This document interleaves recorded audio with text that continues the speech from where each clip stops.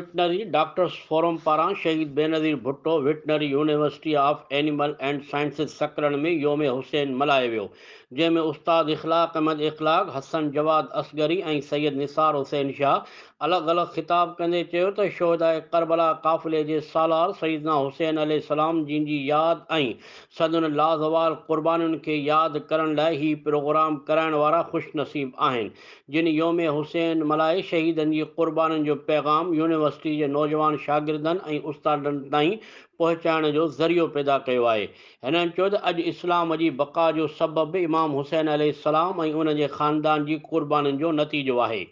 इन करे असां सभिनी ते लाज़िम आहे त योम हुसैन जहिड़ा प्रोग्राम मल्हाए पैगाम हुसैन खे आम कयूं। प्रोग्राम दौरान सिंध जे मशहूरु नुआत ख़्वां ऐं नूहा ख़्वां मीर नवाज़ लाशारी ज़िक्र हुसैन ते नूहा पेश कया।